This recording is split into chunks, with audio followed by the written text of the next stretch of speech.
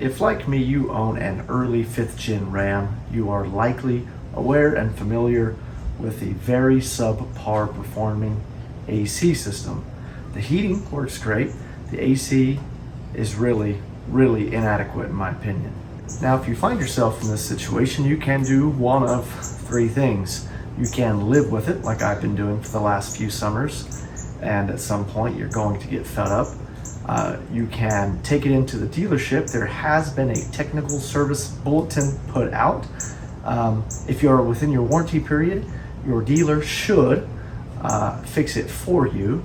Just be aware that they may not. I took the truck in for that and they told me that they couldn't replicate the problem because I took it in the winter and we couldn't, I couldn't show them that there's anything wrong. And to fix it, you have to take the dash apart, which is not a task to be taken lightly, for sure. So I didn't have it done. Now I'm out of the warranty and I'm left with the third option. The Muzzies, whoever's bypass kit. You can buy this kit online on Amazon, in fact, for around 20 bucks. And what it does is it is a band-aid to the actual problem. The problem is that there's a blend door inside the dash that allows the heater core and the HVAC lines to kind of commingle. And in the summertime, that means that your AC doesn't get as cold as it should. By installing this hose with a valve, you're essentially just installing a valve and shutting it. It does not allow the heater core to make your AC suck, which is ultimately all I'm trying to do.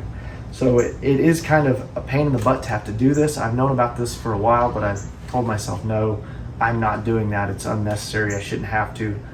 But I'm to the point now where I will do damn near anything for that AC to work a little bit better.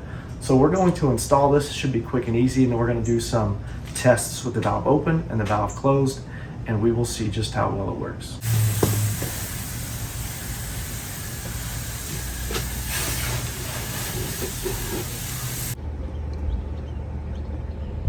That's the one we're hunting right there.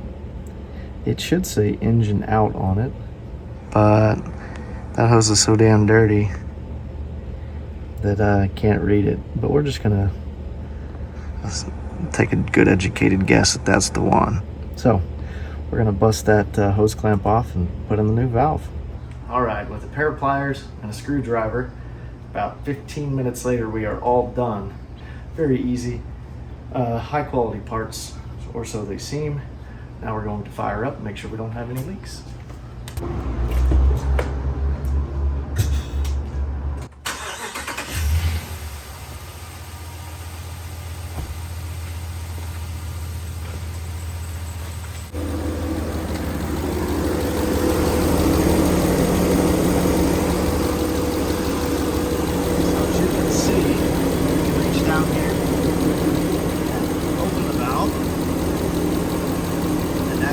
Factory, which is how we want to do it in the winter.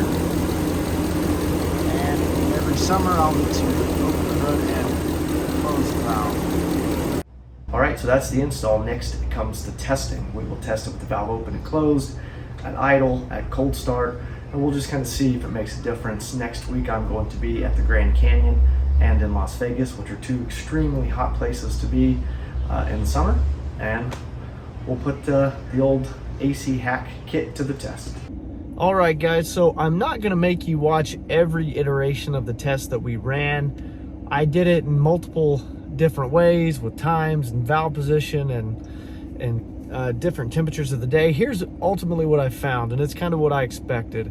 At an idle, when you start up, this kit makes a big difference in 2 ways. The speed with which that the cabin cools off, and the overall temperature, low temperature that the cabin gets to. I mean, 20 degrees. That is huge. That is insane. I mean, before, with the stock configuration, 80 degree air coming out of those vents after 30 minutes of idling. And you open that valve, or I'm sorry, you close that valve, it goes to 60. And really, after driving like this for about 2 weeks, I guess it's been almost 3 weeks now, it's still, I still don't think it's as good of a system as I would expect it to be, or I want it to be. It still takes a little while longer to get cold than like my wife's Explorer, but it is tolerable now. So I'm a believer in this kit. I have absolutely nothing to gain by using this other than I gained comfort in this thing. So if you've got an early 5th gen RAM, I believe it's the 19s, most of the 20s, and it might even be early 2021s, I think, are the ones that are plagued with this issue. This will fix a majority of your AC concerns. It doesn't cost much. So if you're not happy with your AC, it's probably worth the $20 and 5 minutes of your time to give it a go. I know I do not regret it. This was one of the better upgrades that I've made to this truck. Definitely the best upgrade so far this year. I'm a happy camper with this.